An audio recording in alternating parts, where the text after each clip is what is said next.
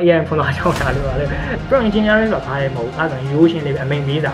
ာစာလေးရိုက်တယ်ငါ့ကိုကုမ္ပဏီထုတ်ပေးပါဟိုဟာလေးပေးပါဒီဟာလေးပါအဲ့လိုမျိုးရိုးရှာနေရတဲ့ level ကနေပြီး prompt engineering လမ်းကြောင်းမှန်ပေါ်လုံးဝလျှောက်သွားလိမ့်ဆက်စချင်းပေါ့နော်ဒါ prompt engineering ဆိုတာကျွန်တော်တို့ AI ဆိုတဲ့အရာရဲ့အခြေခံသဘောတရားပဲကျွန်တော်တို့ပြောမယ်ဆိုရင်ဒါ ABCD ခုဒါ English class ဆိုတော့ English စာနေပဲကျွန်တော်ဥပမာလေးပေးပြောပါမယ်ဒါအင်္ဂလိပ်စာစပြီးသင်ဖို့ဆိုတော့ကျွန်တော်တို့ဘာအရင်သင်ရလဲဆိုတော့ alphabet တွေ ABCD ဆိုတဲ့အရာတွေအရင်သင်ရတယ်အဲ့လိုပဲ AI မှာဆိုလဲ AI ဆိုတဲ့ဒီမျိုးပညာတစ်ခုရှိတယ်အဲ့အရာကိုစပြီးသင်ဖို့ဆိုတော့ကျွန်တော်တို့ prompt engineering အဲ့ဒါကိုသင်ရတယ်ဒါလုံးအခြေခံလို့လည်းပြောလို့ရတယ်စကားပြောတဲ့အတတ်ပညာလို့လည်းပြောလို့ရတယ်ပေါ့နော်ဒါကျွန်တော်တို့က AI ကိုစကားပြောတဲ့အတတ်ပညာကိုသင်နေရတာပေါ့လေဒါအဲ့လိုမျိုးပေါ့နော်ဒါ language တာမျိုးအဲ့လိုမျိုးအနေနဲ့ထွက်လာတာဒါကြောင့်ကျွန်တော်အချင်းချုပ်ရှင်းပြလိုက်တာပေါ့နော်အဲ့ဒါကိုကျွန်တော်တို့ရတယ်ဆိုရင်ဘာဖြစ်မလဲဆိုတော့ဒီ AI ကိုအကောင်းဆုံးအသုံးချတတ်မယ်ကိုယ့်ရဲ့ဒီလုပ်ငန်းမှာထိထိရောက်ရောက်နဲ့ထိထိမိလုပ်ငန်းဆိုတာကျွန်တော်တို့ဒါအင်္ဂလိပ်စာလေ့လာနေတဲ့သူဆိုရင်ဒါအင်္ဂလိပ်စာကိုဒါ learning လုပ်မယ်ဒါကိုယ့်ရဲ့အလုပ်ပဲအဲ့လိုမျိုးကိုယ့်ရဲ့အလုပ်တွေအတိုင်းမှာ AI ကိုမပါမဖြစ်အသုံးချလို့ရတယ်ပို့ပြီးတော့10 ဆပို့ပြီး effective ဖြစ်တယ်10 ဆပို့ပြီးမြင်မြန်ဆက်ကိုလိုချင်တဲ့ရလဒ်တစ်ခုကိုရတယ်ဒီ prompt engineering ကိုတည်ထားမယ်ဆိုရင်တကယ်လို့ prompt engineering မတည်ဘူးကိုက AI တော့သုံးနေပါ prompt engineering မတည်ကိုပေးတင်တိုင်း hello ငါ့ကိုပုံထုတ်ပေးပါလို့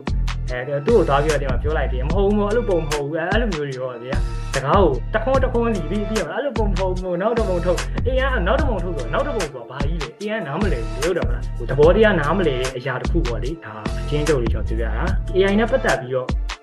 mindset လို့လည်းပြောလို့ရတယ် AI ကိုကျွန်တော်တို့ဘယ်လိုသဘောထားမလဲဆိုတဲ့အရာလေးကိုကျွန်တော်အရင်ဆုံးပြပြခြင်းကျွန်တော် AI ကိုသဘောထားမယ်ဘယ်လိုသဘောထားတခါလေကြားရင်သိမလားတချို့ကျွန်တော်Facebook မှာ social media မှာ memes အနေနဲ့မြင်ရတယ်ပေါ့လေဒါ AI ကိုကိုယ့်ရဲ့ရည်သားလို့ကိုယ့်ရဲ့သိမလားအဲ့လိုမျိုးအဝါရီတော့ပြီးတာလို့ပါပေါ့နော်ကောင်းအဲ့လိုမျိုးစကားတော့ပြောတာလို့ကျွန်တော်ဖွင့်သွားကြအောင် AI ဖွင့်သွားကြအောင်လို့ပါလေအဲ့လိုမျိုးပေါ့နော်အဲ့လိုမျိုးတွေဒါပေါက်ရရှောက်တုံးနေကြဒါအဲ့လိုမျိုးကမှားလားဆိုတော့မဟုတ်မမှားဘူးဒါပြောကိုယ့် entertainment အနေနဲ့ဒါတုံးတာ AI ကကိုယ့်အတွက်ဒါဖြည့်ပေးတာမှန်တယ်ဒါပေမဲ့ကိုကတကယ် system ကြအသုံးချတော့မယ် AI ကို effective ဖြစ်ကျွန်တော်တို့ဘဝမှာ lifestyle မှာကျွန်တော်တို့လုပ်ငန်းတွေမှာတုံးချတော့မယ်ဆိုရင်ဘယ်လိုမျိုးသဘောထားရမလဲဆိုကိုယ့်ရဲ့အရေးချင်းပြည့်ဝတဲ့အလုပ်တင်တယောက်လိုမျိုးသဘောထားသူ့မှာဘာလို့လဲဆိုတော့ကျွန်တော်ပြောရမယ်AI အလုပ်တင်တယ်သူ့မှာအရေးချင်းပြေးသွားတယ်ဒါပေမဲ့သူ့မှာဘလောက်ပဲအရေးချင်းပြေးသွားဘလောက်ပဲတွတ်သူ့အဝင်နှန်းအစ်စ်ဟုတ်တယ်မလားကိုကမခိုင်းလို့ရှင်ကိုလုပ်ငန်းမှာနော်ဘာလို့ရမလဲ तू သိမှာမဟုတ်နော်ကိုလုပ်ငန်းက तू အစိမ့်တက်ရောက်လာမယ် तू မှ तू အပြင်မှာတော်ရင်တော်မယ်ဗျာအပြင်မှာ तू က तू လမ်းပြန်နေအောင်တော်မယ်စုတွေရမယ်နော်ကျွန်တော်တို့ဒါចောင်းသားဘွားလိုပဲကိုကတော့ចောင်းတော့အရန်တော်တယ်စုတွေရတယ်ဒါပေမဲ့ကိုကလုပ်ငန်းဝင်တဲ့အခါအဲ့လုပ်ငန်းဝင်တဲ့ပတ်သက်ပြီးတော့တတိယမခိုင်းတော့ကိုကဘာမှမသိအဲ့လိုမျိုးဆက်တာချင်းအလုပ်တင်ဆိုတာလေအဲ့လိုအလုပ်တင်တယောက်လိုမျိုးဒီ AI ကိုသဘောထားအဲ့တော့ကိုကဘယ်လိုမျိုးကိုကကြောက်ဘယ်လိုသဘောထားမလဲကိုကအလုပ်ရှင်ကိုကလည်းမ boss ပဲအဲ့တော့ AI ကိုအလုပ်ရှင်တယောက်လိုခိုင်းရဒါရိုးရှင်းလေးပဲအဲ့လို mindset နဲ့ထားဟို AI ကဒီနေ့ကစားပြီးကျွန်တော်တို့အလုပ်တင်ဖြစ်သွားပြီးကျွန်တော်တို့ကအလုပ်ရှင်အဲ့တော့ AI ကိုကျွန်တော်တို့ကလုပ်စိတ်ချင်းအလုပ်လေးတွေကိုသူ့အသေးစိတ်ခိုင်းမှာ AI ကသူ့မှာငွေရ skill ရှိပြီးသားအရေးချင်းပြည့်သွားပြီးတော့ကျွန်တော်လူသားတွေတပို့တော့တယ်အဲ့ဒါကိုလက်ခံလို့ရတယ်နော်အဲ့လိုမျိုးလူသားတွေမစဉ်းစားနိုင်တာသူကဘာဖြစ်ဒီနော် master level လောက်ထိတွားလို့ရတယ်ပေါ့နော်အဲ့လိုမျိုးတွေဒီကိုယ့်ရဲ့ life partner အနေနဲ့လည်းတွားလို့ရတယ်အဲ့လိုမျိုးအနေနဲ့ဆိုတော့ကျွန်တော်တို့ကအဓိကဘာလဲဆိုတော့သူ့ကိုခိုင်းတတ်ဖို့ပဲလိုတာသူ့ကိုအရင်ဆုံးဒီတင်ပေးရမယ်ခိုင်းရမယ်ကိုယ့်ရဲ့ဒါအလုပ်တင်တယောက်လို့ဒီမှာကိုယ့်လုပ်ငန်းကိုလာပြီးဝင်လာတာဆိုတော့ကိုကအဲ့လိုမျိုးခိုင်းဖို့လိုအပ်တယ်သူ့ကိုတင်ပေးဖို့လိုအပ်တယ်အဓိကခိုင်းဖို့ပဲပေါ့နော် तू ကတော်ပြီးသားโอเคဒါကျွန်တော်ဆက်ပြောပြမယ်ဆိုပုံနေရအတိုင်းပဲအလုပ်အခုအလုပ်တင်ကိုဗျာကျွန်တော်တို့စကလုံးတစ်လုံးနဲ့ပဲခိုင်းမယ်ဥပမာကွာကိုကဒီစာရွက်နော်ပေးလိုက်မယ်ဆိုတော့ तू ကစာရွက်ပေးလိုက်တာပဲသိတယ်ကိုကသိရမလားစာရွက်ပေးလိုက်တယ်ဒီစာရွက်ကို तू ကဘာလို့ရလဲမသိဘူးဥပမာဒီစာရွက်ကိုနားသွားထားဆိုရင်ဟုတ်ပြီကိုနားဟိုနားပဲသွားထားမှာကိုနားထားပြီးဘယ်နားမှာချရမလဲ तू အတိအကျသိမှာမဟုတ်ဟိုနားတယ်မှာကျွန်တော်ငယ်တော့အမေတွေခိုင်းတယ်လို့မျိုးဟိုနားဟိုပစ္စည်းလေးယူလာခဲ့တာကိုကဘယ်နားပဲပစ္စည်းလေးယူရမှန်းမသိအဲ့လိုမျိုးကလည်းကြောင်ပြောက်နေတတ်တယ်အဲ့လို AI လည်းအဲ့လိုပဲ तू ကသူ့ကို data တွေပေးရ AI အသက်ကဘာလဲဆိုတော့ data ပဲကျွန်တော် AI အသက်က data ဆိုတာဘာလဲကျွန်တော်တို့အချက်အလက်နော်အချက်အလက်တွေကိုပေးနိုင်တယ်လို့ပေးအောင်လုပ်တာဘယ်လိုအချက်လက်ကျွန်တော်တို့ပြောလိုက်တဲ့စကားလုံးမှန်တယ်များအချက်လက်ဒါပြီးရင်ဒါနောက်ပိုင်းအသေးစိတ်သွားမယ်ပေါ့နော်ဒါသဘောတရားကိုဒါနားလေးအောင်ပြောပြပြအဲ့လိုမျိုးအချက်လက်တွေကို तू ကပေးရတယ်ဟိုနားမှာနော်ဒီစာရွက်လေးကိုတွားထားအဲ့လိုမျိုးအတိအကျလေးပေါ့လေအသေးစိတ်နိုင်လေးပို့ကောင်းတယ်ဘယ်နာလဲဘယ်နေရာလဲနော်ပြီးတော့ဘယ်ပေါ်လဲအဲ့လိုမျိုးပေါ့နော်ဒါနော်ဒီလိုမျိုး ပုံစံတစ်ခုနဲ့ကျွန်တော်ဥပမာပေးတာနော်ပြီးရင်ကျ framework ကျွန်တော်ပေးမယ်နော် AI ကိုအဲ့လိုမျိုးသူ့ကိုဘာမှမသိသေးတဲ့လူတယောက်ကိုကတော့အဲ့အမှာ data တွေပေးလို့ရအောင်ကိုယ့်ရဲ့အချက်လက်တွေကိုကဘာကိုခိုင်းချင်တာโอเคဒါဆို framework လေးကိုပြီးရင်သွားရအောင် AI သုံးပြီဆိုရင်ကျွန်တော်တို့ကဘာပဲလုပ်ကြလဲဆိုတော့ session ပုံစံပဲလုပ်ကြတယ်ပေါ့နော် session လုပ်တယ်ဘယ်လိုမျိုးလဲဆိုတော့ကျွန်တော်တို့အရင်က Google ခက်တွေကလာဆိုတော့ Google မှာကျွန်တော်တို့ရှာဖွေတယ် Google ကဒါလူတိုင်းရှာဘူးတယ် iPhone လို့เนาะ Samsung အဲ့လိုမျိုးလေးဖုန်းဆိုရင်ဖုန်းဒီနာမည်တစ်လုံးလေးပဲရိုက်ရှာတာလို့ iPhone 13 Pro Max အဲ့လိုမျိုးအတိအကျเนาะအတန်မျိုး keyword လေးအဲ့ဒါကို keyword လို့ခေါ်တယ်ပေါ့နော်ဒါကို prompt လို့မခေါ်ဘူး keyword ဆိုတာအဲ့ဒါကိုပြောကျွန်တော် keyword လေးနဲ့လိုက်ရှာရဲအဲ့လိုမျိုးလိုက်ရှာပြီးသွားလို့ရှိရင်ဥပမာကိုက prompt engineering အကြောင်းကိုသိချင်တယ်အဲ့တော့သူက Google မှာသွားရှာမယ်ဗျာ prompt engineering ဆိုတော့အဲ့တော့အဲ့ဒါကို keyword လို့ခေါ်တယ်တူတူလေးပဲဘာမှမပါအဲ့ဒါကို Google ရှာတယ်လို့ရှာရလို့ခေါ်တယ်အဲ့လိုမျိုး AI ကိုအဲ့အမှားတခု section ပုံစံမလုပ်အောင်ငါ prompt engineering အကြောင်းသိချင်တယ် no အဲ့ဒါကြီး section ပဲလုံးဝရေ Google ရှာတယ်လို့ရှာစစချင်း beginner ရဲ့သူကသိတဲ့အရာဒါပြောမယ်ဆိုရင်မျိုးအင်္ဂလိပ်စာနဲ့ပြောမယ်ဆိုရင်ဒါ velocity သိတင်တာလို့ပါညာအဲ့လိုမျိုးလေးရှိတာပေါ့နော် okay ဒီမှာ AI ဒီ AI နဲ့ပတ်သက်ပြီးတော့ဘာလို့ခေါ်လဲဆိုတော့ instruction လို့ခေါ်တယ်AI ကြတော့သူကကြောဒီ session လောက်တာမဟုတ် instruction ပေးရလို့ခေါ်တယ် instruction ဆိုတာဘာလဲဆိုတော့ကိုကအမိန်ပေးစာ instruction ဆိုရင်အင်္ဂလိပ်စကားလုံးရဲ့မြန်မာလိုလေးပဲလေအမိန်ပေးစာလို့နော်ကိုကအဓိပ္ပာယ်ရတယ် instruction လို့ခေါ်တယ်အမိန်ပေးစာအဲ့တော့အဲ့အမိန်ပေးစာကိုတနည်းအားဖြင့် prompt engineering လို့လည်းခေါ်တယ်အဲ့လိုမျိုး prompt engineering ဆိုတာဘာလဲမဟုတ်ဘူးအဲ့ဒါရိုးရှင်းလေးပဲအမိန်ပေးစာပါမယ်နော်ကိုကအမိန်ပေးတတ်ဖို့လိုရဲခုနကအလုပ်တင်တယောက်ကျွန်တော် AI မှာ framework ဆိုတဲ့အရာရှိတယ် framework တွေက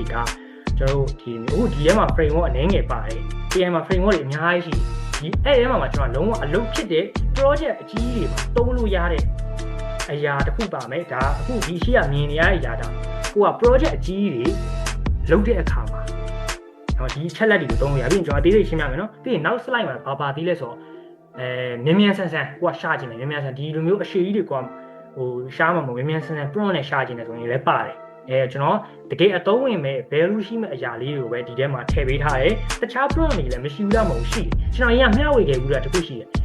RTCROS ဆိုတဲ့ prompt ရှိတယ်အဲ့ဒါလည်းအသုံးဝင်တာပဲเนาะတိတ်မကွာဘူးတခုနဲ့တစ်ခုကအဲ့လိုမျိုး name လေးတွေပဲကွာသွားတာရှိတာပေါ့နော်ချက်လက်လေးတွေတိတ်မကွာဘူးအကောင်းဆုံးရလက်အတွက်ဒါ master formula လို့ခေါ်ရတာ framework အကြီးစားကျွန်တော်တို့ဒီ project တွေမှာပြည့်စုံတဲ့ဒါ framework တစ်ခု RTCIOC လို့ခေါ်တယ် RTCIOC เนาะအဲ့ framework okay ကျွန်တော်တို့ဒီပုံမှန်ကျွန်တော်တို့ရှာနေရเนาะဒီရိုးရိုးပ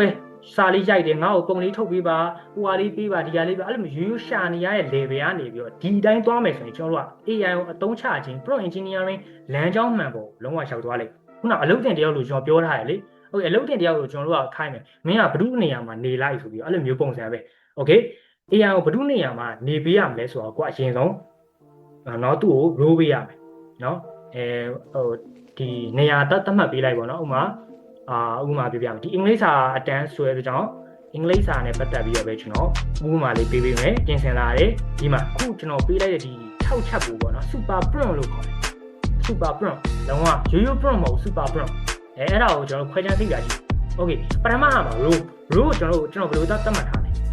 เนาะ okay ဒီမှာမင်းကသိရှိတဲ့ professional English tutor တယောက်အနေနဲ့အဲ့လိုမျိုးပေါ့နော် tutor တယောက်အနေနဲ့အဲ့လိုမျိုးပုံစံအဲ့ဒါကကြတော့ကျွန်တော်တို့သူ့ကိုတတ်မှတ်ပြီးလေသူကဘယ်လိုမျိုးပုံစံနောက်တစ်ခုသွားတယ်နောက်တစ်ခုကကြတော့ကျွန်တော်ဗာပေးရမလဲဆိုတော့ row ပြီးရင် R ပြီးရင် T ကကြတော့အလွတ်ချက်ထားလိုက်ပါဗျာ RTCIOC ဆိုပြီးတော့တူတူလေးပဲကြပြပုံစံလေးပြရမှာဒီပေါ်မှာကိုကအရှေ့ကောက်လေးပြန်မှတ် okay T ကဘာလဲဆိုတော့